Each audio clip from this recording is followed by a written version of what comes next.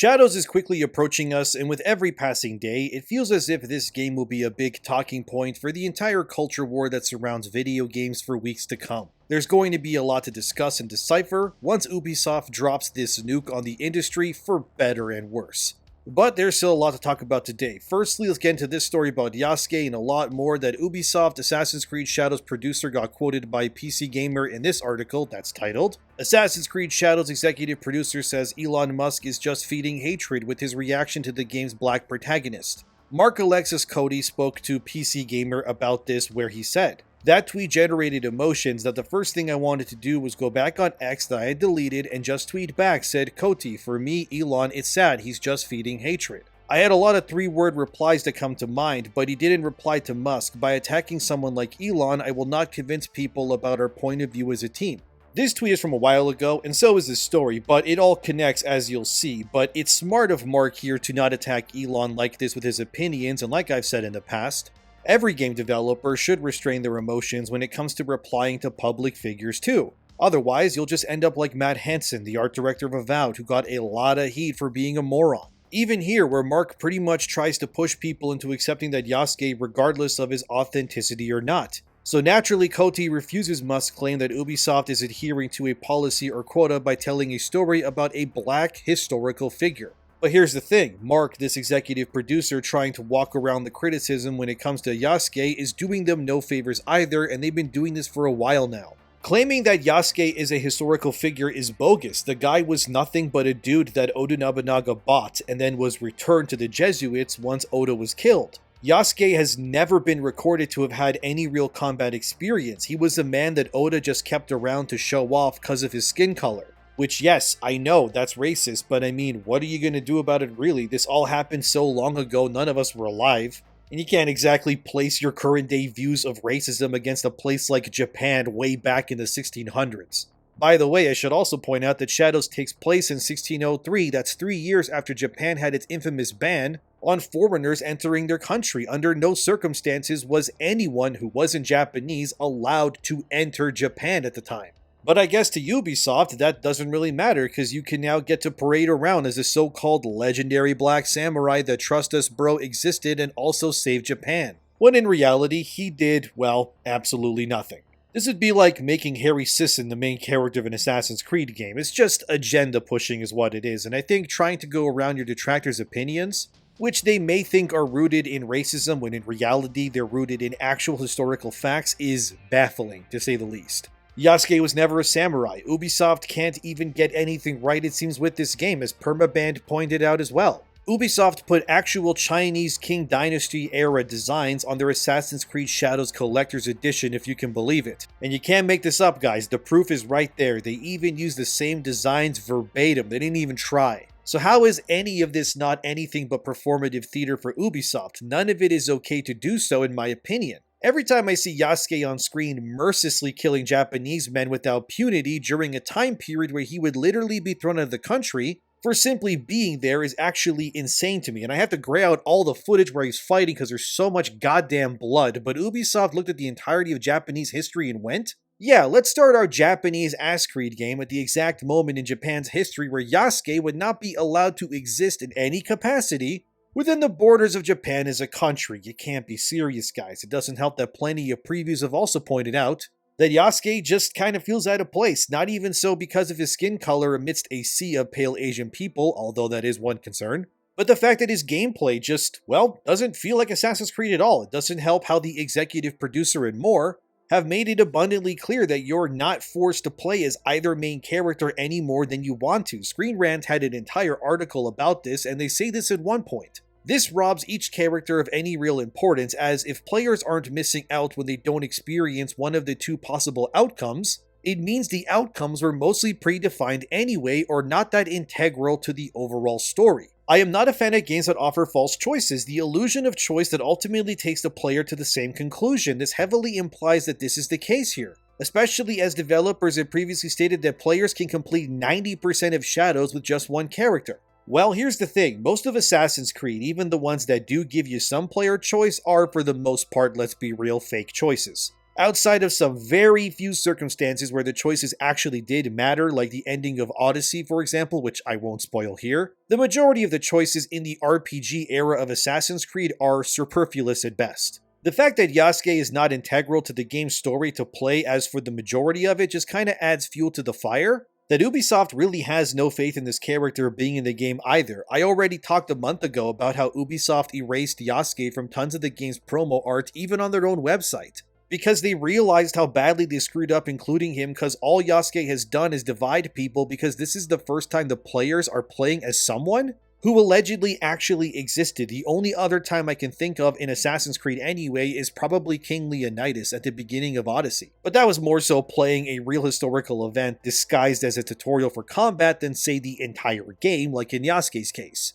The point of the matter is that having Yasuke being playable here doesn't really lend itself in any way to the Assassin's Creed franchise or its detractors. The guy doesn't have a hidden blade, he can't climb or do leaps of faith in a similar fashion to other characters in previous games. He can't really assassinate people in a way that makes sense in a game with Assassin's Creed in its name. Pretty much everything about including Yasuke here is for one simple reason: it's checkboxes and agendas.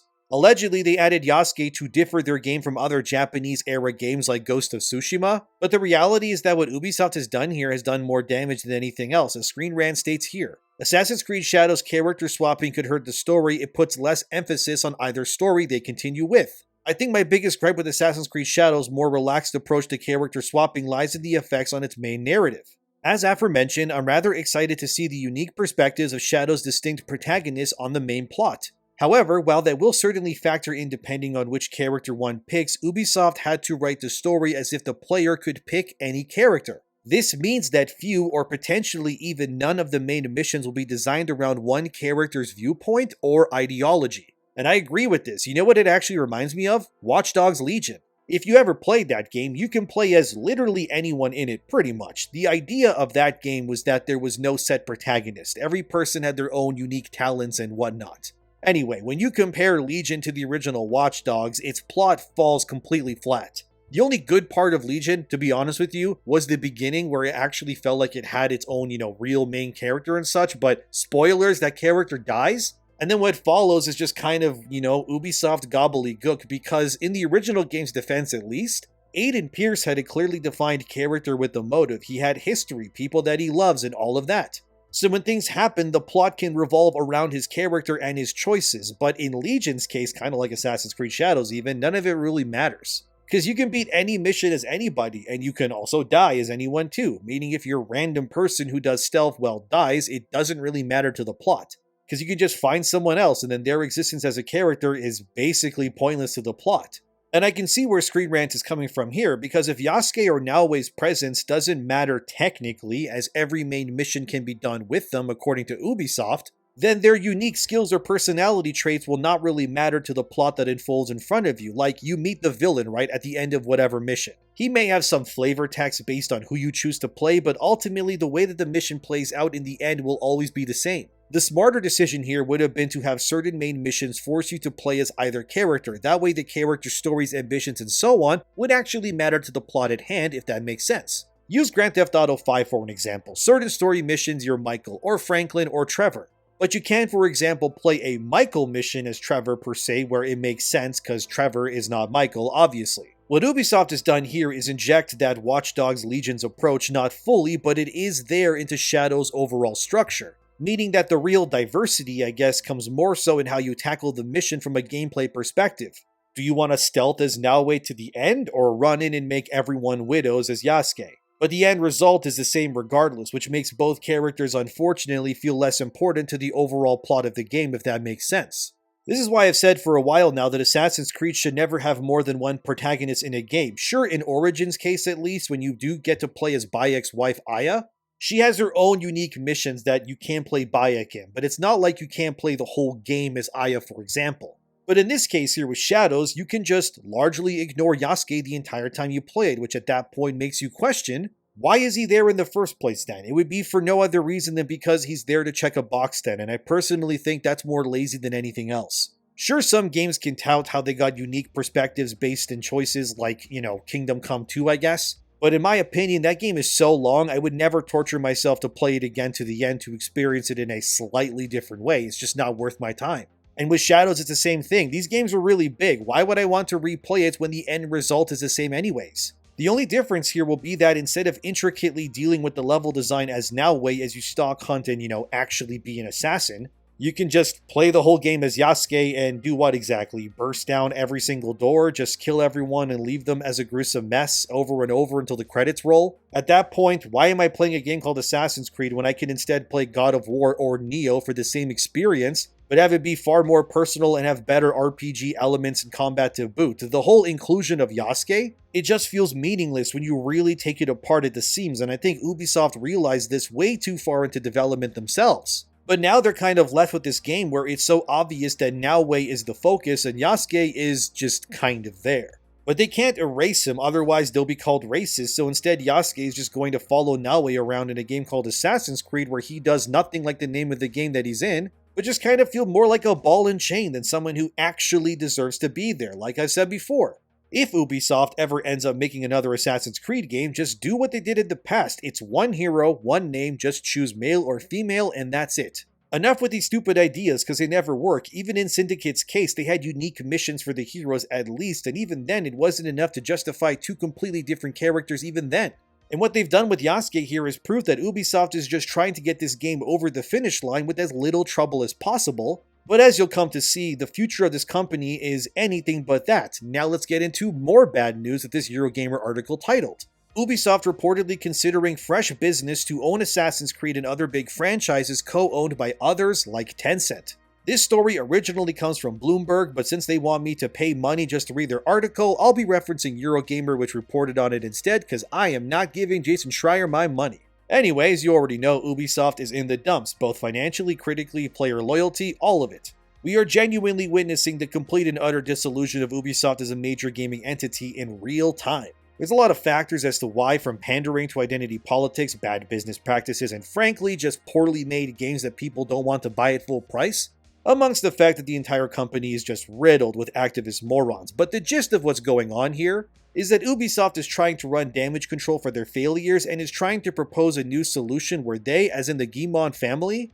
who, if you don't know, started Ubisoft decades ago, are still in the company in the future and can retain part ownership of the things they've built over years. Because currently Tencent, which owns about 10% of Ubisoft, wants to just buy them out to completely own the company themselves. And at that point, it would mean that multiple Western franchises from Assassin's Creed to Ghost Recon and more would all be owned by foreign companies instead of a westernized one. To say that Ubisoft losing its IP rights to China would be a massive blow to Western identity in video games, that is a massive understatement. But it would be something they as an Ubisoft caused themselves through years of mishaps, because Ubisoft is a lot like what's happening to many countries in this world, from Canada, Australia, or even Britain. These places are like Rome was back in the day, falling apart, unable to keep themselves afloat economically, and having to resorting to opening their borders to groups their ancestors fought to keep out in the past. The only reason why places like Canada or Australia are allowing in mass amounts of migrants is for a simple reason: taxes. They need the fresh bodies in their countries to tax them so they can keep their pockets filled, and the flip around problem is that because of these migrants entering these countries,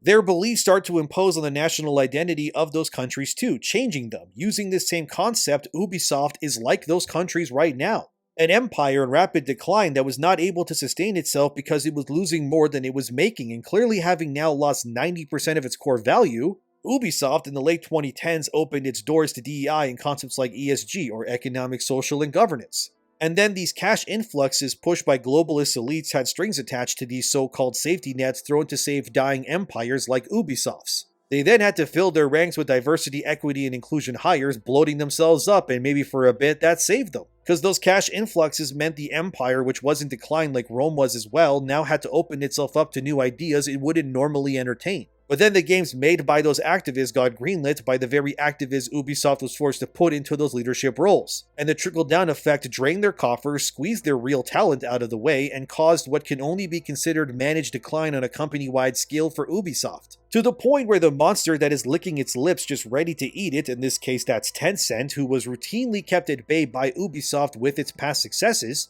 are now suddenly in a position where the beast is really hungry and Tencent wants its fill, and due to the empire that is Ubisoft, like Rome, Australia, Canada, or the UK, This decline, which was preventable, was allowed to fester and completely bottom out the foundation of Ubisoft as a corporate entity. And that is why we are where we are, and Ubisoft is now attempting to save itself despite them not really having many cards left to play here. The idea is Ubisoft as a company would cease to exist, and then this new company, whatever it ends up being called, would instead become a new gaming publisher monolith that would bring in new investors and big wig companies into the fold. So they would have more say as to what happens with Ubisoft's brands in this new hypothetical company in the future. The entire point of this story is that the Guillemot family is basically refusing to lose ownership of their IPs, especially Assassin's Creed, because it makes them so much money. So they're kind of dangling these IPs' futures like bait to lure these other companies like Tencent or even Microsoft to the table, in hopes that they can all come to an agreement where this new company would be owned in part by all of these rich players. Now, could this new company have a hard time deciding what to make game-wise? I think the answer is absolutely. You know the term too many cooks in the kitchen? It's basically that, but a lot more expensive here. Imagine trying to pitch what direction Assassin's Creed should go in when the Guillemot family has their opinion, Tencent says no, we want it this way, and then Microsoft comes in and goes, actually you're both wrong, and God knows who else enters this company too with their opinions as well. It could just make the entire process a nightmare, not to mention when it comes to AAA development, everything has to be okayed from the top to the bottom. We're talking art design, gameplay mechanics, story, everything. Now imagine all of that having to be okayed by this not Ubisoft group where each party has to agree on every single component of every single game. The logical solution here to expedite, development of future titles is that the Guillemot family, Tencent, and whoever else would likely all hire one person, each from their own respective parties to represent them as an entity, and then this much smaller council of let's say 3 to 6 people, who are all going to be paid handsomely and given carte blanche by their superiors to make decisions in their names, would then be able to discuss and agree on things far quicker in theory. Even then, it would take an eternity for things to get made, but you get the idea. But something needs to give since Ubisoft already laid off quite a few people between 2022 to 2024, as you can see here on screen. The point is that the ship needs fixing, but the entire thing is kind of on fire right now. Post Assassin's Creed Shadow, Ubisoft doesn't have a whole lot to look forward to either, unfortunately. The next Far Cry game has gotten some very unfortunate rumors swirling about it that aren't helping Ubisoft either, based on rumors that I've heard myself and those posted by places like Insider Gaming as well. Far Cry 7 is currently titled Far Cry Rise, and it will take place on a secluded island. One rumor that I heard is that it takes place in New England, but the general consensus is that the main character has to save their family from basically evil terrorists. By the way, this evil group is called the Sons of Truth, and yeah, unfortunately, as far as I can tell, this group is supposed to be a bunch of white nationalists who are pretty much Trump supporters, for lack of a better term, that are also xenophobic and racist. One name I heard for the main villain is Ian Duncan, who's a conspiracy theorist that leads these Sons of Truth, and the main character's family is this wealthy group that is being held hostage, and then you have a certain amount of time in-game to save them before they all die. Originally, as I showed in a previous video a while back, I was also told that the original main character for Far Cry 7 was a John McClane diehard type, but was a woman because of course it's a woman. But this was allegedly scrapped for a man, instead becoming the main character. Regardless, this Far Cry Rise or Far Cry 7, whatever it ends up being called, it is currently supposed to release this year in the fall season, but with the way that Ubisoft is going right now with the whole imploding from the seams thing, who knows if Far Cry 7 even lands this year. But I think releasing a game about an Alex Jones type main villain armed with a massive group of racist white nationalists who are basically MAGA-loving xenophobes? Yeah, I can't see you right now, but I can already guess you probably either rolled your eyes at least once or shook your head while I was speaking about this, didn't you? Look, I think what Ubisoft has been doing here is clearly not working, especially trying to paint conservatives as the villains, so to speak, in a lot of their games too. A Far Cry game where Trump supporters are the villains is just going to be a mess for everyone involved. And that game, from what I understand, is too far along anyway, so Ubisoft can't really stop it from coming out now because they need the money. I'm sure the game's media of all the 12 full-time games journalists that kind of remain will be stoked at the prospect of shooting evil Trump supporters in their new Far Cry game. But for the wide majority of people out there who are tired of this sort of thing, I can't imagine any of this going over well at all for Ubisoft. This Far Cry 7 maybe would have went over better during Trump's first presidency when people were more brainwashed. But with the way things are now, I frankly think such a game will be a massive commercial flop, which brings me back to the original story of this video and Ubisoft trying to run damage control to kind of just make a new entity out of its dying parts. The reality is this, okay? As long as the Guillemot family are a part of the future of Ubisoft or whatever they end up calling it, I don't think the games made will necessarily be better in any way. Let me explain. Sure, they were there when Black Flag or Ezio had his trilogy, but the reality is that these types allowed their company to be overrun with rot for years on purpose. Why would you believe that these same people who ruined the very company they're now trying to save would have the power or ability to turn things around and then give you the games that you want? Personally, I think Ubisoft as an entity is just incapable of that anymore, and the more likely scenario as to what I think will happen is this. To streamline and cut costs massively, I think what will happen is Ubisoft will just die, completely. I'm talking mass layoffs, studios closing, we're talking skeleton crew levels of people left once it's all said and done. Sure, maybe key developers will be kept, like some veteran Assassin's Creed dev who's made the hits, or some producer that led Far Cry maybe. But I think this new non-Ubisoft company will become more like a licensing thing than a game developing one, if you catch my drift. The other rumor I heard was that Ubisoft wants to in the future license out their IPs to other companies to make the games. Think of it sort of like how Wizards of the Coast licensed Dungeons & Dragons to Larian Studios to make Baldur's Gate 3. This way, Wizards doesn't have to make the game themselves, but they do profit from the merchandise, cross-brand potential, and all that sort of stuff. While Larian obviously did all the hard work in making BG3 a thing and happen. Same idea here. This not Ubisoft company would license, say, Assassin's Creed to some Chinese studio that Tencent owns, or who knows, maybe Arcane, the people who did Dishonored. They could get a hold of Assassin's Creed as a license if they pay the fee, which they could afford because Microsoft owns Arcane and they have a lot of money. So now let's say that Arcane Studios, having knowledge in making stealth-based level variety games in the past, can take the Assassin's Creed IP, because Daddy Microsoft paid for the licensing fee, and now they can make their own weird, smaller scale Assassin's Creed game, maybe set in one city like Dishonored was in the city of Dunwall even. Are you seeing the vision here, guys? The idea is that Ubisoft and its investors would rid themselves of having to keep all of these studios alive on a worldwide scale across many different countries, from Canada, France to Singapore and more, and they could essentially just have to keep a very small but concentrated group of highly specialized individuals that oversee each project going forward. This group could appoint one person as the Assassin's Creed guy, this person is the Far Cry one, and this other person is the Rainbow Six, ambassador, or whatever you want to call them. And then as they license out the IPs to whoever can afford it, would answer back to these ambassadors of each IP, who would then oversee these games from a hands-off approach, and then report back to the council that runs and owns the IPs, which would then include not Ubisoft, but is Ubisoft still, and then Tencent, and so on and so on. This way, new games in these franchises could get made in the future under fresh groups of developers that each specialize in different things entirely. For an example, besides Arcane with Assassin's Creed, I would think Respawn Entertainment, which did Titanfall and Star Wars Jedi Survivor, they'd be a really good fit for Far Cry. Imagine finally getting new Rayman games if they were licensed to devs who were given the ability to make the game they really wanted. Or a Prince of Persia game from the developers of Hades and Bastion done in that unique indie style. That'd be really cool to see. The point here is that I think what Ubisoft should be doing is not trying to do anything that they had already done in the past and failed at. The reality is that their games felt homogenized in terms of mechanics because everyone at Ubisoft kinda just learned the same way, so to speak. Watch Dogs, Assassin's Creed, The Division, they all have similar mechanics to them, and I don't mean that in a good way either. Same goes for Ghost Recon too. But a brand new Watch Dogs game from, say, Rebellion, the people who did Sniper Elite in the upcoming Atomfall, now that could be interesting to see. This way, the franchises can still retain their identity as in what they are, but from a gameplay perspective, how they look and so on, could each be so vastly unique based on which team is making it, although sadly, I don't think Ubisoft is smart enough to do this. And I do think the alternative is that they will simply turn into a new company with some other name, and then the other stakeholders that are in far healthier positions like Tencent, for example, will just use their positions as equal owners in this new company to leverage game development over to their Chinese teams. Which, when you compare the sheer size of China's workforce compared to that of the West, it dwarfs it completely. Like I said in another video, China currently has over 700 million people who pay and play video games in China alone that they cater to. That's around almost twice the size of the entirety of the United States player-wise that China has access to unrestricted. And looking at how many games are being made in China at such a rapid pace tells me that the other alternative is that Ubisoft just kinda submits to Tencent in all ways but clings onto some sort of leadership. But eventually, through games being made and successes, it'll be clear that Ubisoft and the Guillemot family of the equation has become obsolete. And Tencent can then just leverage their massive power in the new direction as their teams make the games mostly and so on. And eventually eclipse and push everyone else out until they ultimately own it all, and then the not Ubisoft future is China owned and the takeover is complete.